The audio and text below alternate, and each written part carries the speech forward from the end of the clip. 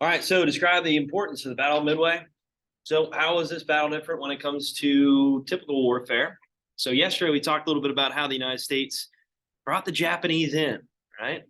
So, think about that a little bit. And how is the U.S. so dominant in this battle? So, again, that kind of goes along with what I was just talking about.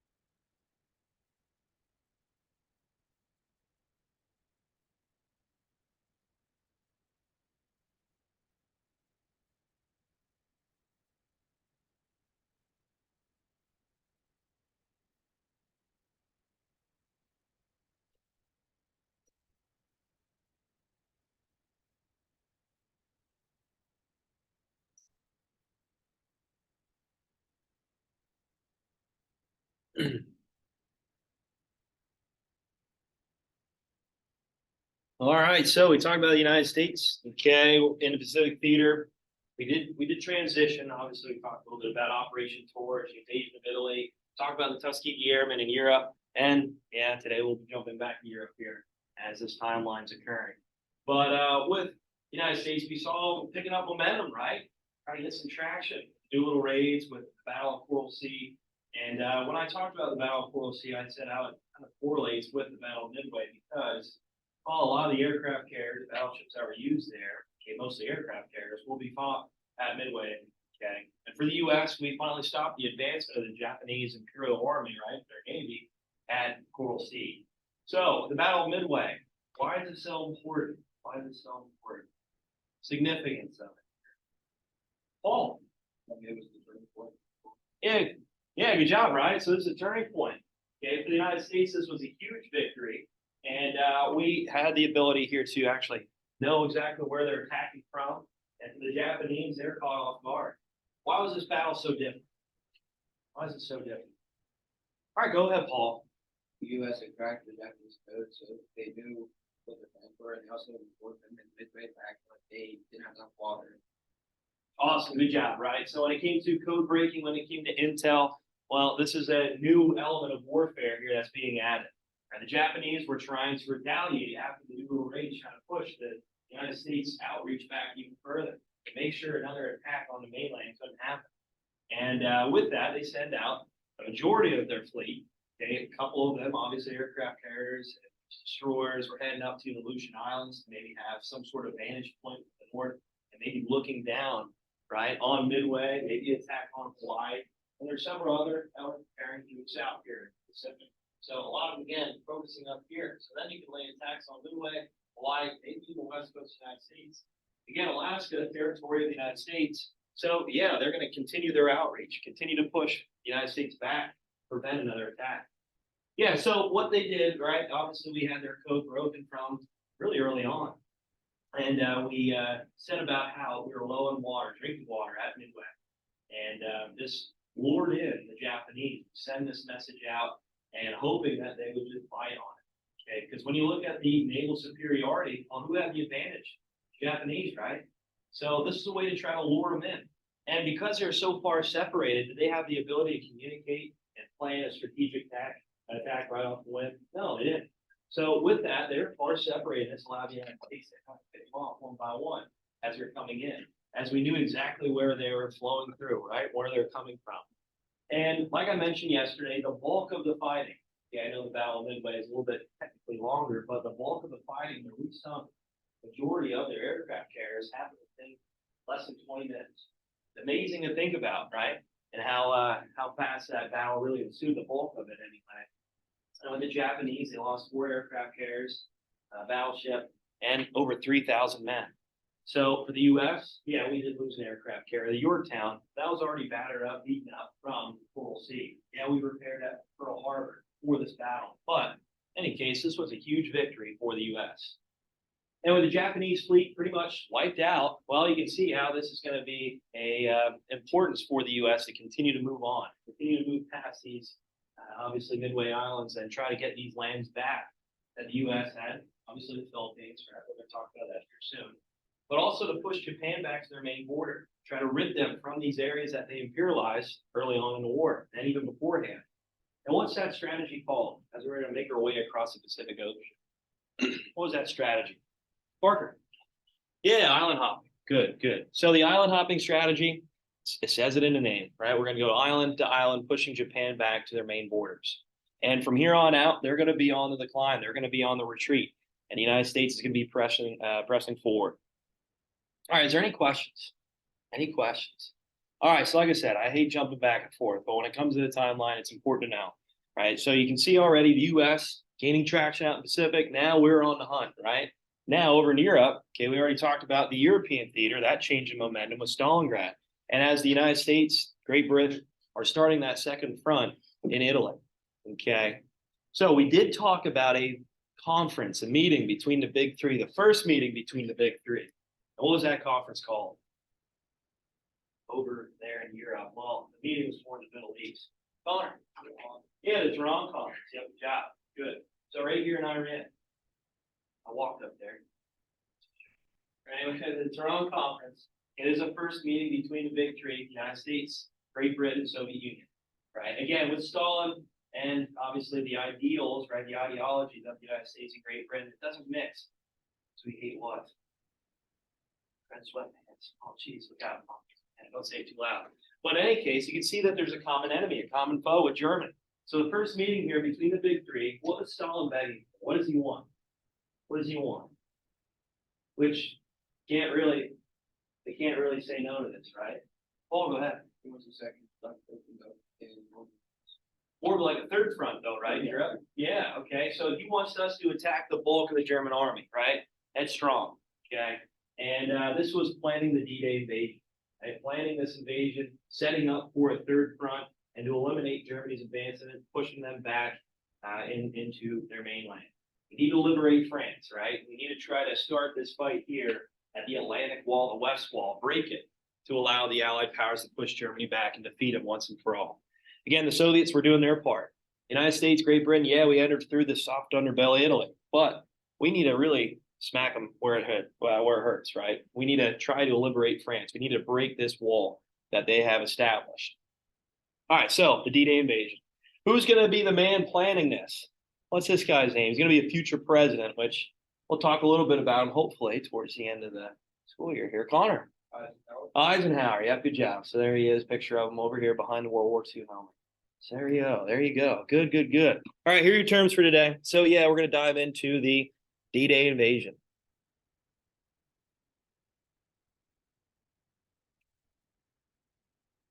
All right, so we got Dwight Eisenhower. Just mentioned him. Operation Overlord. So make sure you put the date down. That's a very important date. And then I got the 101st Airborne, which I think is important to note, as many people forget a little bit about their heroic duties at D-Day, right, in Normandy, well, behind it more. And then at the same time, right, they're going to be pushing a lot of efforts to get Germany, right, back to their mainland in the Western Front. So there you go.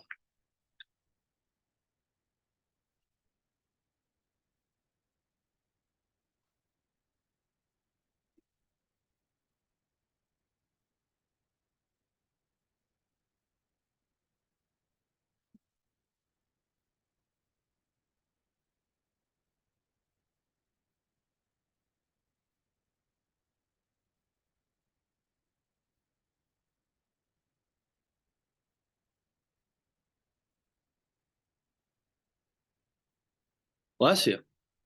Yeah.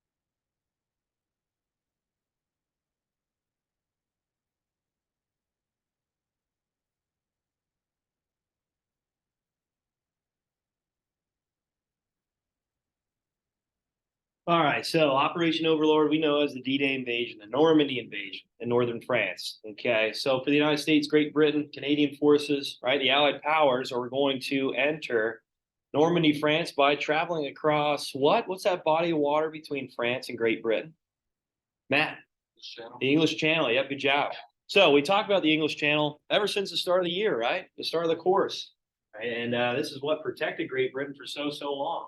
So for Germany here, right, they're going to set up a lot of major defenses along the beaches to prevent an attack, to prevent a three-front war here for Germany. So with that, okay, we talked a little bit about that guy, that general of Germany. What was his name? Desert Fox. What was that guy's name? Connor? Erwin Rommel. Yeah, he's going to be in charge of defending the beaches of Normandy of France to try to prevent this attack from happening. Okay. So for the United States, our goal is to try to break this Western Wall, this Atlantic Wall, and then start this third front. And Eisenhower is going to be chosen to do so. Again, at the Toronto Conference, we mentioned about how Stalin was wanting this third front, needing the United States, Great Britain to step up their efforts and fight the bulk of the German army. Okay. And with three fronts here, it's going to be a matter of time until Germany just surrenders. All right, so now we're here at 1944, so just a year before the war ends, or really less than a year, if anything. All right, so with that, okay, so 1944, okay, the United States here on June 5th, actually, this is when it was planned. What's up?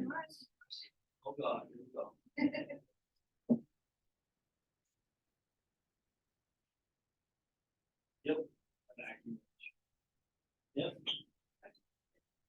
All good. Yeah, no problem. Yep. All right, so this plan was actually devised for June 5th, right? And with poor weather conditions, well, Eisenhower decided, hey, we'll just wait 24 hours. We'll wait a day here. And the reason for it is because these high tides, well, obviously Germany's going to have what out in the water? Landmines, right?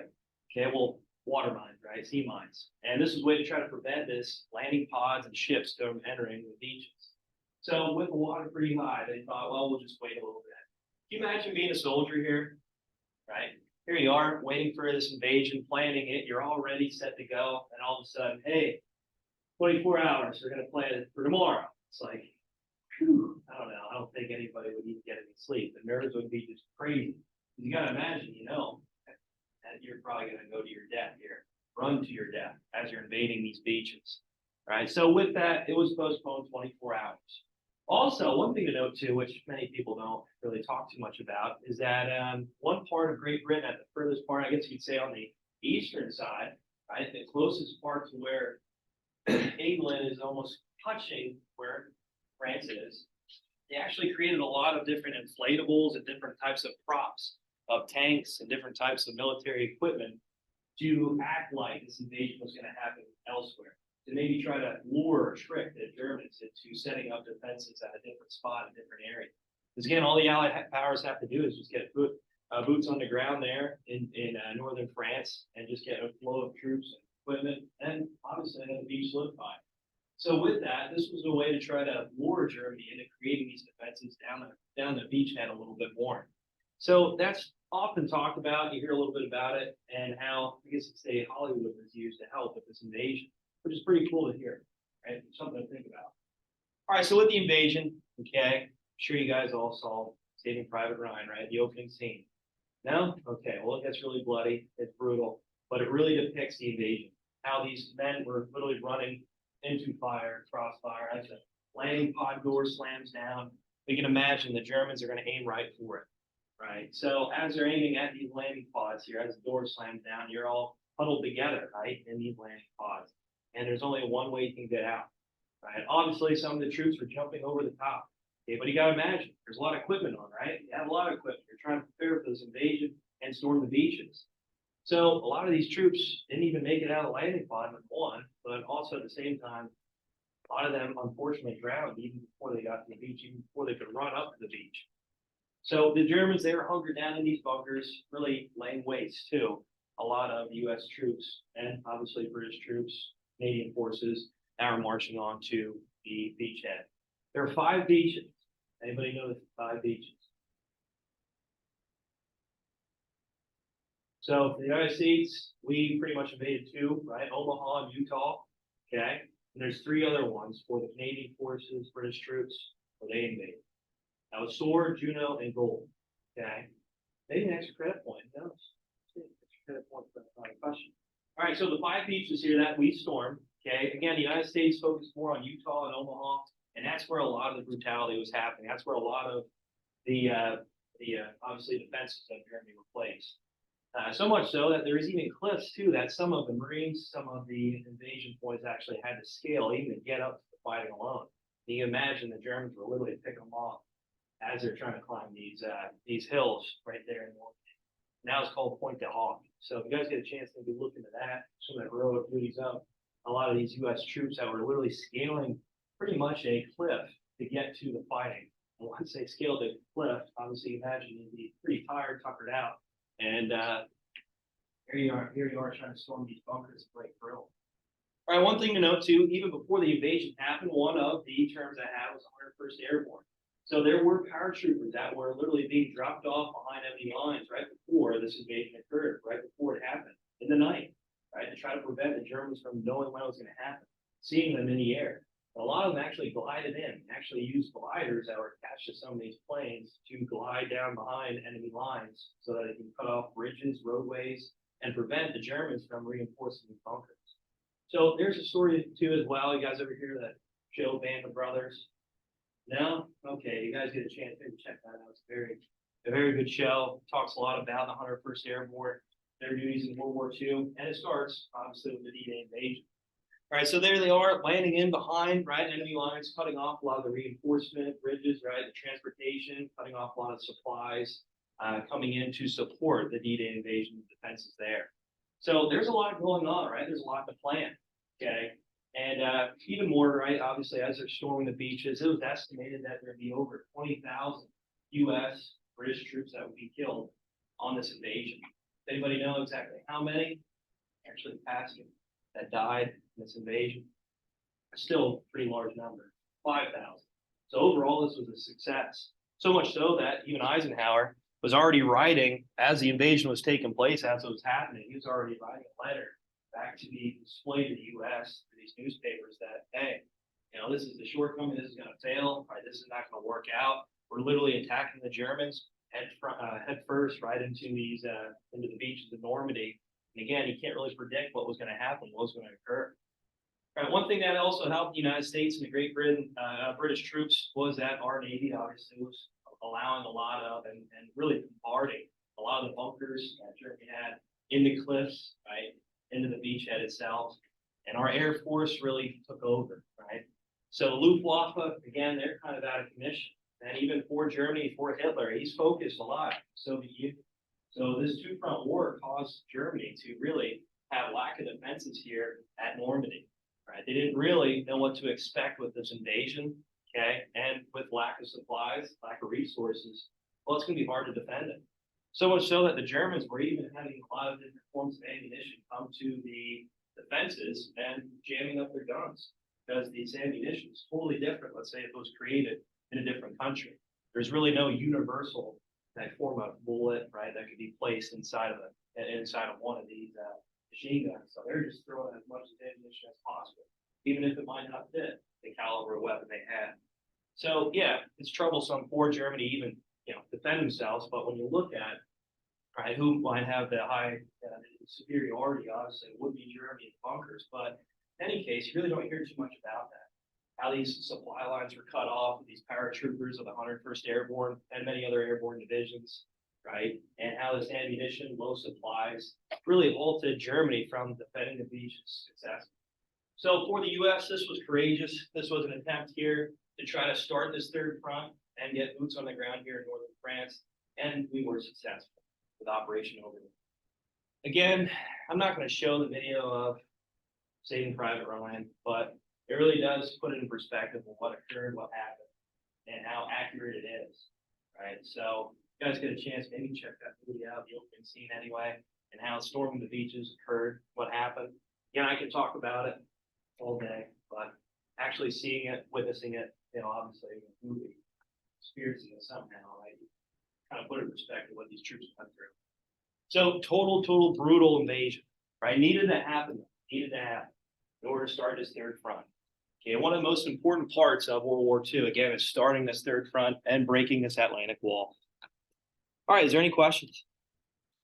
All right, like I said, there's the landing pods, right? You can see how the troops, the U.S. troops, British troops were obviously sailing into these beachheads. The door would slam down, and if you're a German soldier, machine gunner, right, you're going to aim right at it. Also, they had these huge iron crosses, bars on the beachhead. Okay, and this was a way to try to prevent any type of armored vehicles the U.S. might have to try to get onto the beach, right? It's going to be impossible to kind of mow right through that. Plus, it's going to slow them up enough to target it, to shoot it with some sort of obviously high explosive round. So that's a way to try to prevent these armored vehicles from storming the beaches itself. But the Luftwaffe wasn't even there, right? And that's what Erwin Rommel was complaining about the most. It's like, hey, if we just had a little bit of air support, things, maybe would have went our way a little bit more. But again, with the U.S. having control of the skies, the Allied powers having control of the skies, it's going to be hard to do that, right? And we already mentioned again with the heroic acts of the Tuskegee Airmen. Without those bombing runs, who knows how this invasion would have went, right? And with the 101st Airborne landing behind enemy lines here and cutting off resources, reinforcements, you name it. All right, is there any questions? Operation Overlord. Okay, so huge success for the Allied powers. And you can imagine that this war is going to be over pretty soon. With 3 fronts started, right? There is going to be some more fighting, though, which we'll mention here with the Battle of Bulge and how Germany is going to try to lay out another major offensive, try to last-ditch effort. All right, there you go. That's all I got.